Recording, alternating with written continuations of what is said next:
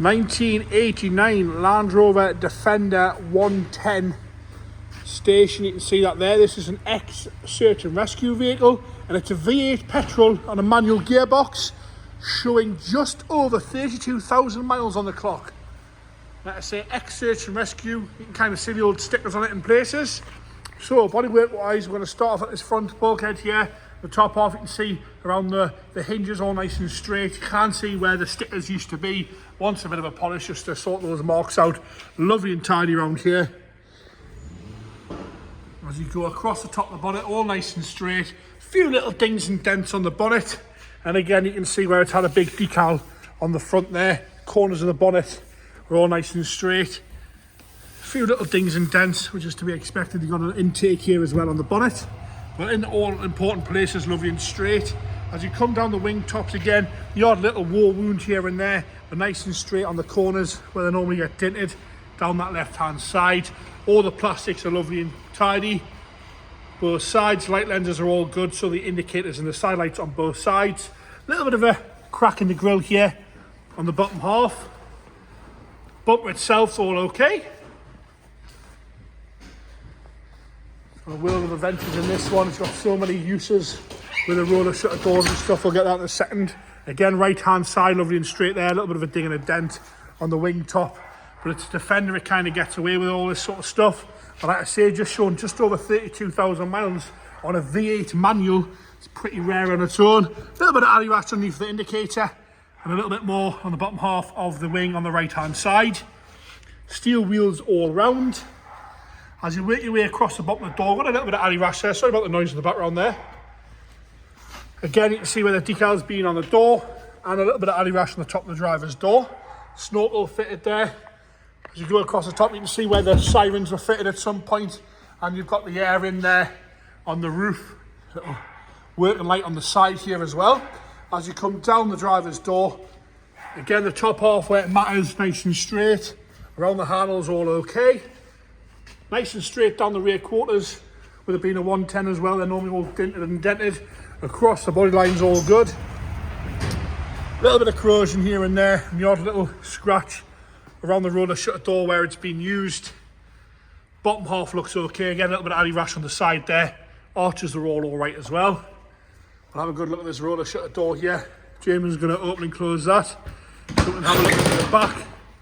You can do so many stuff with that, you know. You can conversion it, a good mobile workshop. We've got some spare bits and pieces in there as well. Air filters, spare lights and bits and bobs. We'll have a good look at the chassis here. I'm going to put a little light on so you can have a look. A little bit of surface on the chassis, but it's better than it being 6 inches thick with under seal. You can see the outriggers there as well. Not covered in under seal, which is nice, so you see what you're getting once cleaned off, and it will just want a little coat of under seal on there. As we come round onto the back, cross member again, we've got some surface on the cross member. All nice and solid though, it's not holding anywhere there. We're going to have a look underneath the back. This is the quarter chassis here. Have a good look at that. Again, it's bare, it's not covered in under seal, so you see what you're buying, which is much better than it being clagged thick of under seal. Spare wheel on the back as well, steel wheel. As we come up the back section again, all nice and presentable. A little bit of alley rash in the normal places. It's obviously had the sirens on the back as well. Got another working light here on the back door. Down the left-hand side, tow bar fitted as well. We're going to go down the left-hand side now. Again, the quarter's nice and straight. A few dings and scratches on the quarter itself across the top here. Again, you've got another roller shutter door there in perfect working order. James, just demonstrate that. It's like being on QVC, that, isn't it? All nice and tidy down here. You can see the odd scratch against the red bodywork, but no major big dings or dents. It's not stoved in anywhere. Across the bottom half again, a little bit worse, alley rash on the door on the left-hand side, but the skin for these isn't a lot of money anymore if you think it needs to go that far. Again, a little bit of alley rash at the top, and you can see where it's had a decal on the door. I must be honest, it would be lovely to machine polish this one up. As we come down the left-hand way, again, the wing top's all okay. A few little marks here and there. You've got some extra air intakes on the side, and a little bit of corrosion on both wing mirror stalks. Into the interior now. Like I say, look at that. 32,024 miles shown on the clock. It's another case. I know it's a horrible expression, but please do find another one with that sort of mileage, with it being a factory V8 and with it being a manual.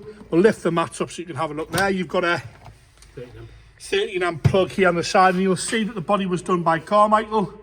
And if you're looking at this video and you're looking at the car, you'll know exactly who they are. Again, we've got another model number down and plaque here, model number on there. The water fire pump. This is for the water fire pump that's been removed. Again, you've got some electric here. You can see a fuse box there, sort of ready to be converted into a day camper sort of thing. Across the rest of the dashboard's all okay. You've got all your switches down here, which used to do the sirens and the lights, which have been removed, so please bear that in mind. You're not pulling anyone over on the way home. As we come down, the rest of the interior headlining's all alright, sagging a little bit. The seat's okay. No rips or tears at all in the seat. As we come into the boot now, we've had a look at the side lockers. Tailgate opening as it should, no issues with that there. It's fitted out on boards on one side. A little bit of wood on that side. Some use in there, some light scratching, but again, at least you can see the floor. Not got a big rubber mat hanging over it. We'll have a look at the bottoms of the doors on the back there where they normally go. Into the left hand side now, into the front.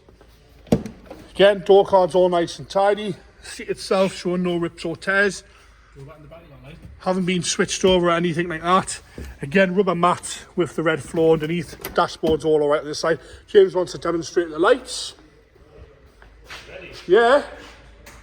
Oh, look at that. Look at that. Nice big LED strip throughout there. It's in the cupboards as well. That makes it a lot usable, doesn't it? Yeah, and it's in here. And we've got lights in the side sections. Again, James, demonstrate that. Oh, good. It's excellent, that.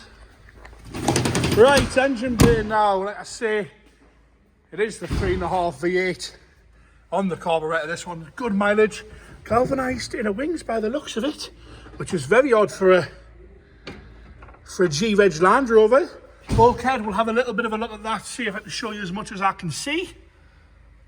Right, fire up, James. Oh, I'm happy with that. On tick over there, it's off the choke, manual choke on this one. Ticking over nice and happy. There you have it, the Land Rover Defender long wheelbase factory V8 on the manual gearbox, 32,000 miles on the clock.